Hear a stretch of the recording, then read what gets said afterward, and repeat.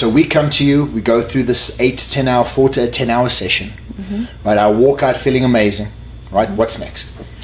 Well, you have some homework to do.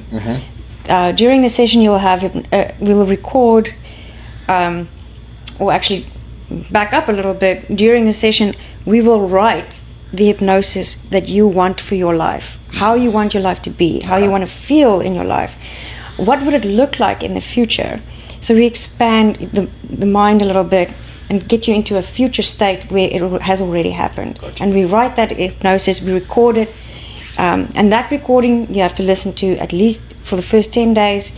We have to get that integrated. That unconscious loves repetition. Of course, that is why programming works so well, because it loves repetition. So you want to listen to that consistently. And that will just build the foundation for you to be able to use the tools that I've given you. If a negative emotion or something comes up, you have to use the tools that was given to you during the session to actually transmute that. Okay. And there's a few small ones, like imagining it where it is in the body, seeing, giving it a color, giving it a shape, making it spin, and then taking it out of the body, giving it a completely different color, a completely different shape, making it spin the other way, putting it back in, and it changes that immediate knee-jerk reaction. Gotcha. So if you suddenly feel like you're frustrated, or if you suddenly feel angry and you're like, that's weird, you have to deal with it. Yes. That is the homework, and that is the beginning of your journey, and you're going to do that for the rest of your life. You're going to deal with it as it comes up. You're not going to let it fester. So you walk out, right? You walk out not just with this transformative system, which is anything from 4 to 10 hours. You walk out with a toolbox of tools that you are now accountable for to utilize, to bring forward, which essentially then sets the stage for your journey, as you said, the beginning of your journey, and now you just keep enforcing those tools, and you run out. And I found is with using those tools is that you find more purposeful ways to express and drive yourself in the world. I mean, at the end of the day, why are we here? Consciousness splits us up into our little pieces because there's a purpose for all of us to be here. Right, finding each other is not coincidence. Right, the people you have in your life are not a coincidental thing. It's things that happen for you, not to you. Yes. So, what I would like to end with today is when you go for the session, I'd like you to give us your final thoughts on this. Well, can I go jump right in before you say that?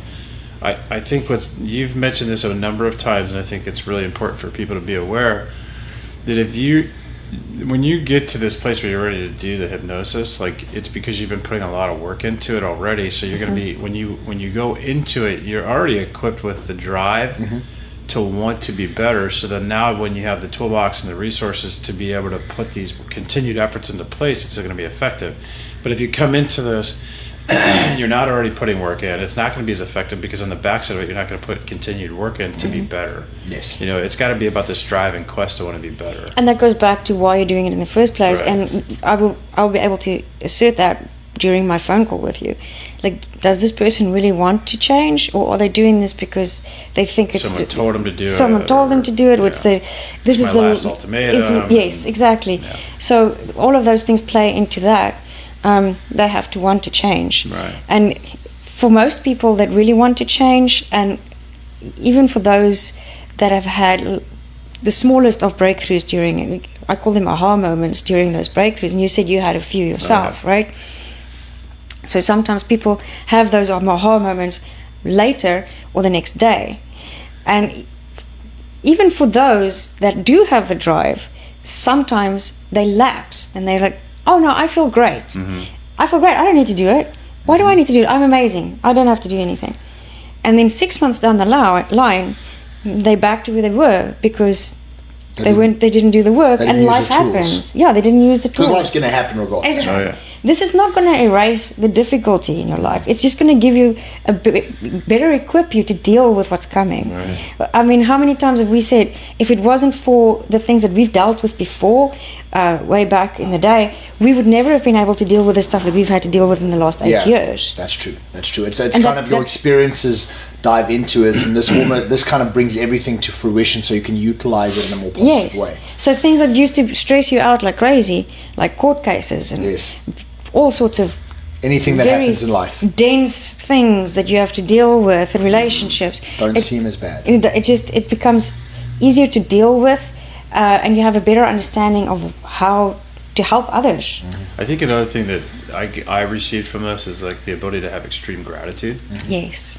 To where like recognizing like, okay, things are hard, difficult, but if I wake up every day with gratitude that I woke up, and then I have gratitude that like, you know, I had a family dinner. We sat around the table and we were all together, right? And just being able to living look in at, the moment, living gratitude in for that particular moment. To say like, even like my kids are crazy. I love them to pieces, but like they're crazy and they bring chaos.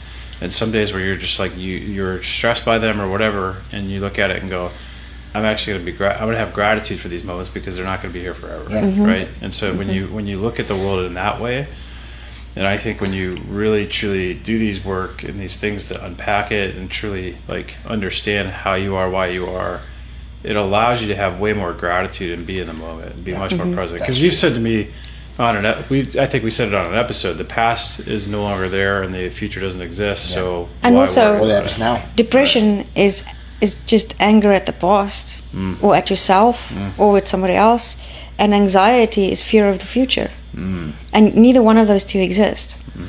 The only thing that exists is right now.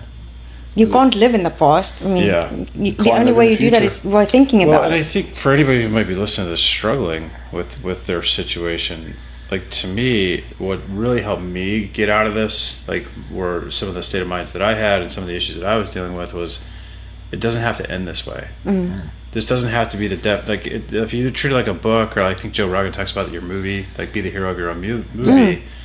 Like you can be the savior of your own movie. Like you can be that hero by simply saying, this movie's not going to end like this. I have the choice to do different, you know, especially for veterans that are out there that are struggling with whatever state that they're in because of what they've went through, you know. And I know there's many veterans who struggle with like, hey, like I remember my middle school principal was a Vietnam veteran. They went out on a patrol one night in the middle of the night. Anyway, they dug down in for the night, and he was taught to dig this hole or whatever to basically survive any incoming attacks.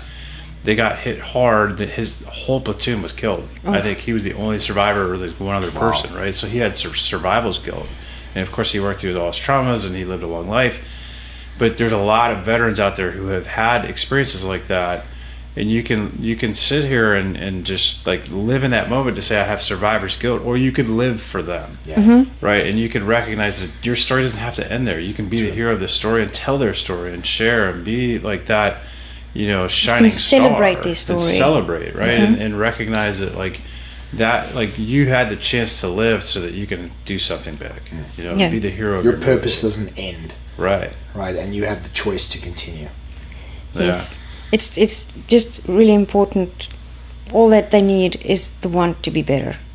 That's it. I love it. This was a fun episode. So, give us a final thoughts. We're all in it. So, talk to us about consciousness. Give us some words of wisdom of how people should attain things. What are we looking for? You know, you've helped a lot of people. You have helped a lot of people. So, for anyone out there who's listening, it's not to say that they're going to seek out hypnosis or NLP, but give some words of wisdom of what do you think are the things people should start attaining within their life, and how should they live, and the simple things they can do to make their lives better. Well, I think it's important to remember that abundance is everywhere. And especially in the time that we're living in right now, a lot of people are experiencing what we would call lack. This is all energetic. So one of the easiest things that you can do to change your immediate future is to change your mindset and to change the way or your perspective about what's happening to you. So be very vigilant against becoming your own victim of your own creation. And small things that you can do is exactly what Kevin was saying. Keep a gratitude journal. If you're not going to do something like meditation or hypnosis, well, actually, you know, you can meditate. There's so many wonderful videos out there on YouTube and everywhere else, free. It costs you nothing. So if you have a phone, or if you're listening to this, you are already in so much abundance. It's unbelievable. That means you have an internet line. You most likely have a laptop, or you have a phone that you're listening on. So you're already in abundance. So keep creating your abundance by focusing your energy on the things that you already have and not on the things that you don't have. Energy will beget energy, right? So if you are focusing on the things that are negative in your life, guess what you're going to get more of? You're going to get more of that. So if you are feeling angry or frustrated or unhappy, find something, one thing, it doesn't matter what it is. If it's your dog, if it's nature, if it's a walk, find that one thing that gives you the opposite of that and focus on that. And every day, if you have a choice between two things, choose the thing that gives you the most joy. Doesn't matter how crappy the choice seems to be. Choose the thing that makes you the most happy, the one that brings you the most joy. And if you keep doing that, you're actually teaching the unconscious and the universe and source exactly what it is that you want, instead of telling it what you don't want, in which case, since it doesn't hear grammar, it's only going to give you the stuff that you don't want. So focus on the things that make you happy. And if you can't find those, make it up.